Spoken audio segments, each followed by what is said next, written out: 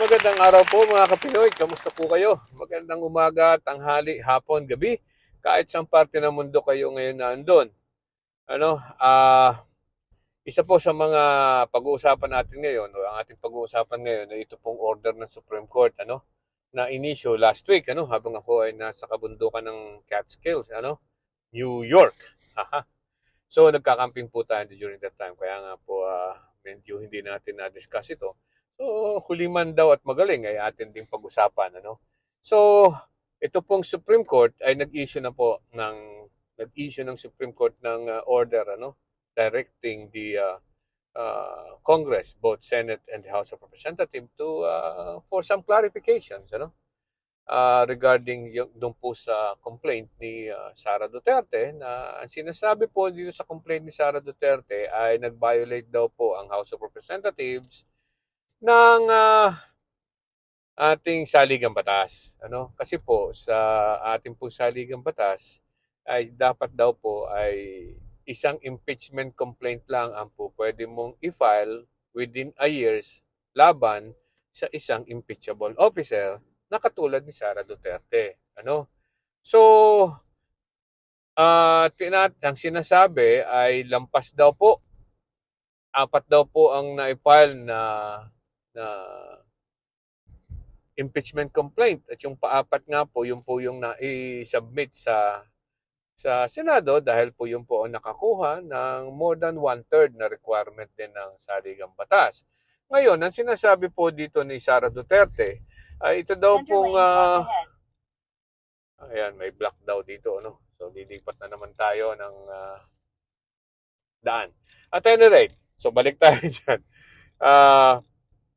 Ito daw po ang since 4 ang na-file laban kay Sara Duterte within a year, ayan daw po ay violation ng ating saligang batas na nagmamandate lang ng isang impeachment complaint per year. Okay. So, alam naman natin na 4 talaga ang i-file. Pero isa lang po ang na-file na-submit sa Senado. Meron po kasing requirement dito sa ating saligang batas na sinasabi ay ang isang impeachment complaint pag natanggap, pag natanggap na ng Secretary General ng Congress, ng House of Representatives, ay kailangan daw pong maisama sa order of business within 10 days. Within 10 session days. Liwanagin natin, 10 session days, hindi po calendar days. Okay? So, ang sinasabi ni Sara Duterte, ay lampas, hindi nga na-file yung unang 3. Kahit po yung unang impeachment complaint na i-file sa Secretary General ay hindi na-file. So sinasabi nila na nag-violate daw at hindi na daw hindi na daw at lumampas daw ng 10 araw. Hindi daw isinama sa order of business, Okay, so sinagot na po ito ng ating House of Representatives at sinasabi na hindi na kailangang i-file yon dahil nga yung pang-4 ay nasatisfy. At yung nasatisfy yung requirement ng Constitution ng 1/3, more than 1/3 pa nga po ang pumirma. At yung unang po at padalawa at patatlo na yon ay hindi man siya na-file sa order of business pero within 10 session days po ay na-cover na nung pang-4. So, walang violation. Yun ang sinasabi ng House of Representatives. Which I agree, more or less, Kasi ang House, ang ganyan pong session days, hindi yan calendar days ang binibilang, session days. Of course, kung nag-lapse po yung 10 session days for the first before may file yung 4th sa Senado, then definitely meron pong violation. Pero kung hindi naman po dahil naging moot and academic na po yung pang-una dahil kahit pa nung na-file po yung pang-apat ay within calendar days, within session days pa naman, 10 session days. So, yun, sinagot na po. Ngayon, of course, itong House, ang ating Senado ay sinasabi naman na wala silang alam kasi kinaklarify nga din daw nila, no? Which is obvious, hindi naman po makikipag-cooperate ang ating Senado dahil mukhang sila pa nga ang nagpapatagal, no? So, yung. So, malaman natin, ano? Mukhang nagkaroon ng bala ang Senado. Mukhang nagkaroon ng bala ang Senado na lalong i-dismiss o magkaroon ng rason ng Senado na i-dismiss ang impeachment complaint na to. Na obviously, alam naman natin na sa lahat ng mga pahiwatig nila, yan ang gusto nila mangyari. No? Alam nyo kung bakit ko nasabi yan. Dahil itong mukhang talagang hinintay ng Senado na umakto ang Supreme Court. Ano? Na ito namang maaari po nilang sabing i-delay muna natin ito, ano? At hintayin natin ang desisyon ng Supreme Court, which might be earlier or later. Ano?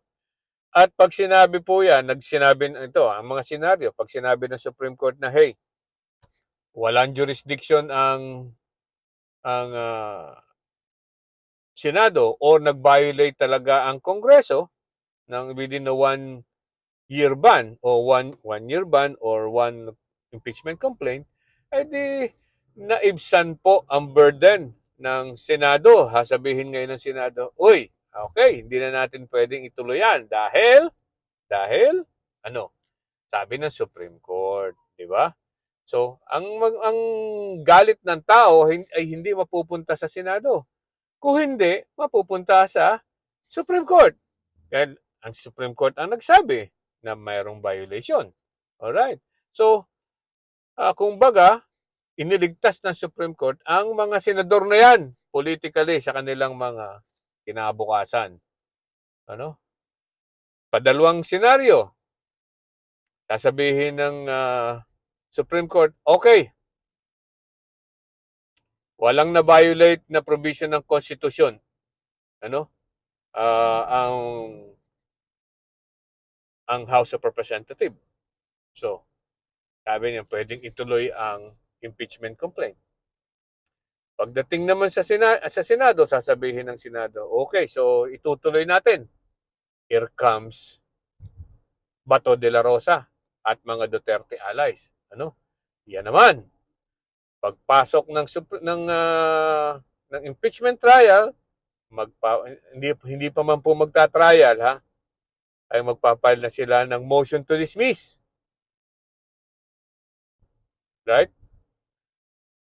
At sasabihin, bakit kayo magpapile ng motion to dismiss? Eh, sinabi na ng Supreme Court na ganito, na mayroon ng walang na-violate na provision ng Constitution. Ang sasabihin naman ng mga senador na gustong ma-dismiss, aba hindi naman tayo, we are not bound by the decision of the Supreme Court. Why?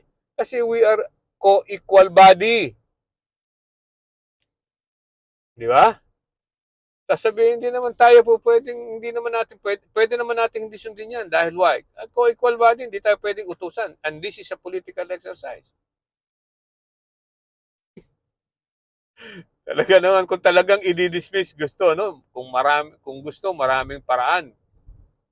Kung ayaw, maraming dahilan. Yan ang tinatawag natin, ano? So, yan ang dalawang senaryo na ang kalalabsan din ay i-dismiss. Why? Kasi po, dito sa motion to dismiss sa padalawang senaryo, ay sinasabi na agad talaga naman ni Chis Escudero at ng mga senador na po pwedeng ma-dismiss. Kaya lang po, dito sa padalawang senaryo na sila ang magdi-dismiss, hanggat maaari ayaw nilang gawin na i-dismiss. Why? Kasi po, nakasalalay diyan ang kinabukasan nila sa kanilang political career.